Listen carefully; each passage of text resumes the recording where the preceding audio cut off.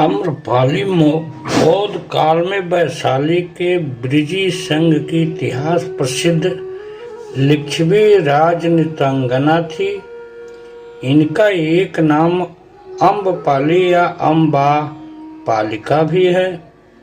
आम्रपाली अत्यंत सुंदर थी और कहते हैं जो भी उसे एक बार देख लेता वह उस पर मुग्ध हो जाता था। अजात शत्रु उसके प्रेमियों में था और उस समय के उपलब्ध साहित्य में अजात शत्रु के पिता बिंबसार को भी गुप्त रूप से उसका प्रणयार्थी बताया गया है। आम्रपाली को लेकर भारतीय भाषाओं में बहुत से काव्य, नाटक और उपन्यास लिखे गए हैं। एक बार की बात है, महात्मा बुद्ध और शिष्यों के साथ घूमते हुए वैशाली नगर में पहुंचे। वैशाली को उस समय 16 महाजनपदों में एक महत्वपूर्ण जनपद माना जाता था, जिसकी ख्याति दूर दूर तक फैली हुई थी। यह नगरी परम वैभवशाली और हर तरफ से संपन्न थी। महात्मा बुद्ध के आने की बात पूरे नगर में फैलते देर न लगी। जिसे जब पता चलता है वह तभी उनसे मिलने पहुंच जाता है और उनके उपदेश सुनकर खुद को भाग्यशाली समझता। बुद्ध का चरित्र ही ऐसा प्रभावशाली था कि उनसे प्रभावित हुए बिना कोई नहीं रह सका। उस नगर की गणिका और राजनर्तकी आम्रपाली भी बुद्ध से मिलने की इच्छुक थी। वह खुद महात्मा बुद्ध के पास चलकर आई और उन्हें अपने घर भोजन के लिए आमंत्रित किया। उसने इतने सरल और प्रेम भाव से बुद्ध से विनती की कि बुद्ध मना नहीं कर सके।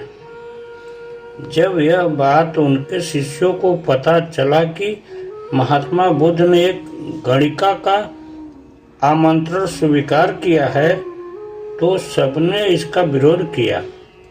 दोस्तों, आप लोगों से मेरा नम्र निवेदन है कि कहानी को लाइक करते चलें।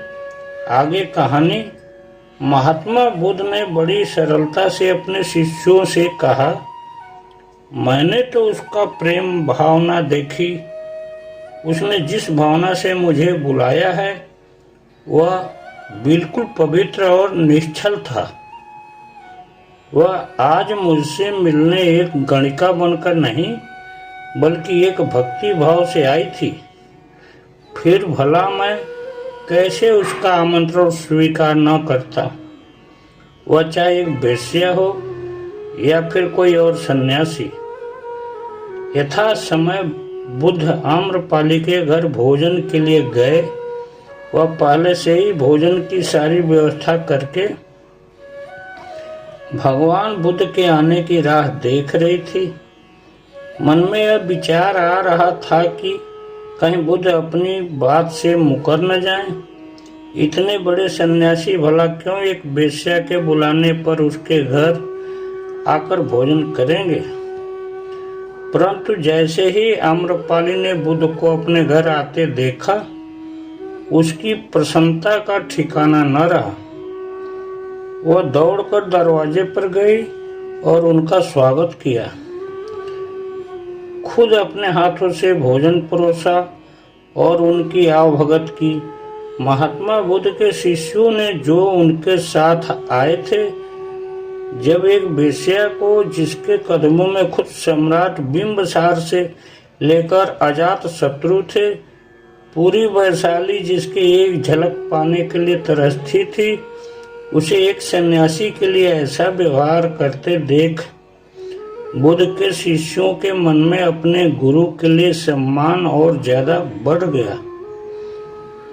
आम्रपाली ने महात्मा बुद्ध के व्यक्तित्व के बारे में जैसा सुना था, उनसे मिलने के बाद वह उससे ज्यादा प्रभावित हुई और उसी समय वह बुद्ध की शरण में चली गई। अपनी सारी संपत्ति वह बौद्ध मठ के नाम करके आजीवन भिक्षुक बन गई। प्रिय दोस्तों, अगर यह कहानी आप लोगों को अच्छा लगा है तो आपसे मेरा गुजारिश है कि कहानी को लाइक करें, शेयर करें, कमेंट करें। कहानी सुनने के लिए धन्यवाद।